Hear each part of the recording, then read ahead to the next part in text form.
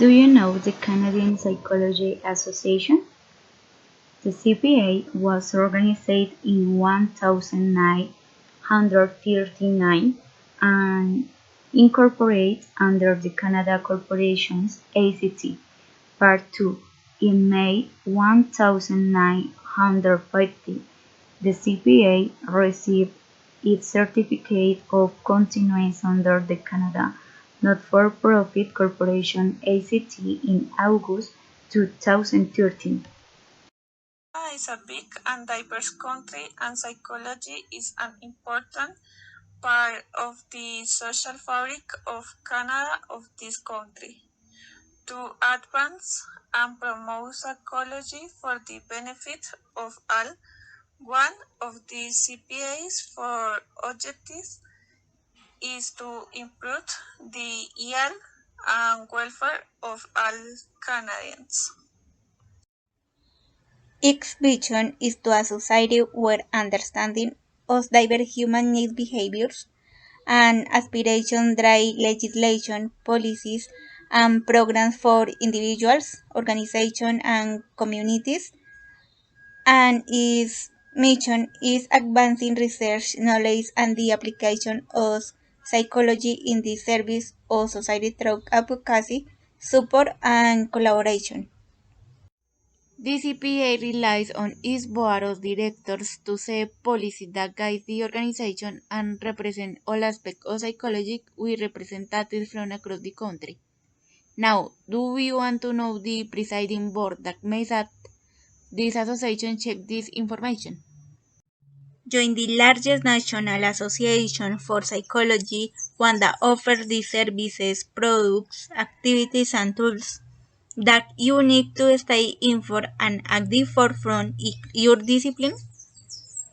As a member-driven organization, it is dedicated to supporting and championing 6,500 members and affiliates, promoting the advancement and application of psychology and amplifying the voice of psychologists in the community you serve.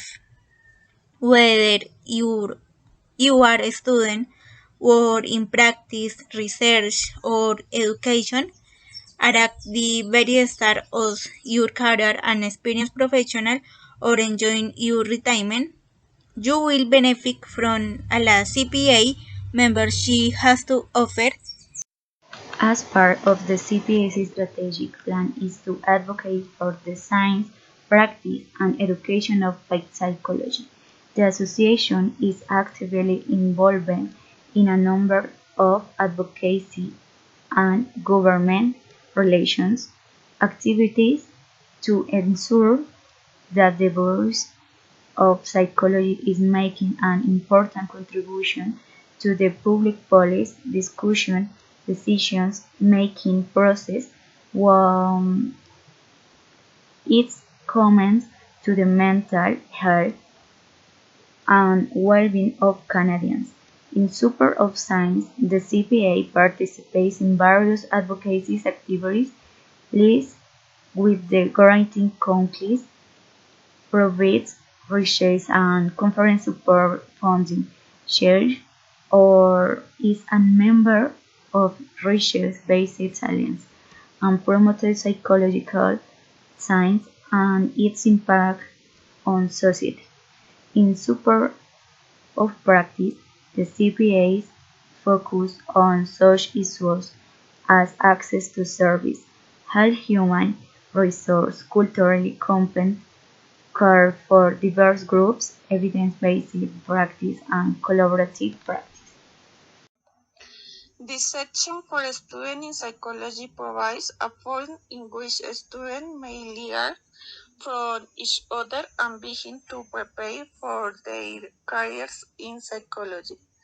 The principal objective of the student section is to help students participate within CPA.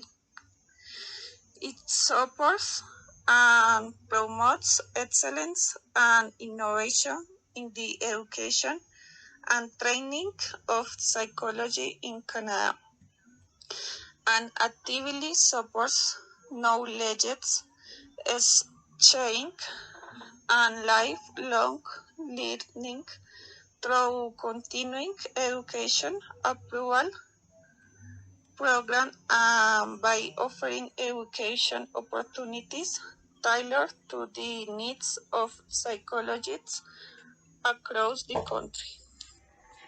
You know what is CPA sections? The CPAs actively encourages groups of psychologists with common interests to share those interests within the context of CPA's objectives.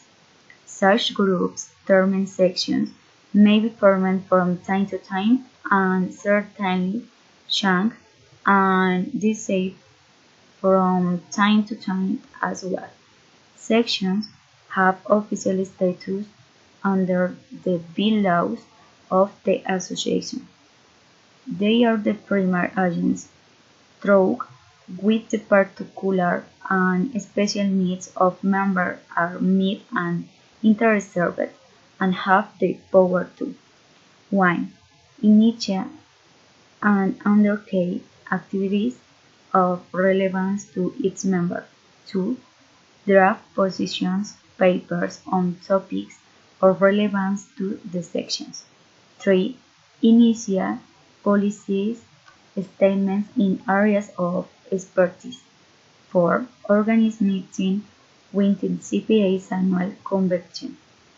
5. Make specific representation to external angels or organizations if it has received the approval of the board of directors to do so. 6. Recommend that CPA makes specific representation to external organizations or agencies.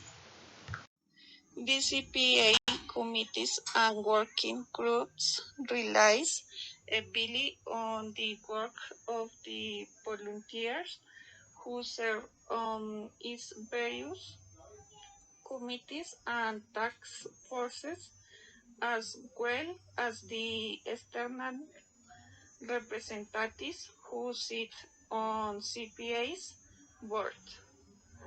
At present, there are 18 committees, 2 working groups, and 2 external board representatives. Do you want to join the Canadian Psychology Association? Check out the following information and contact them for more details.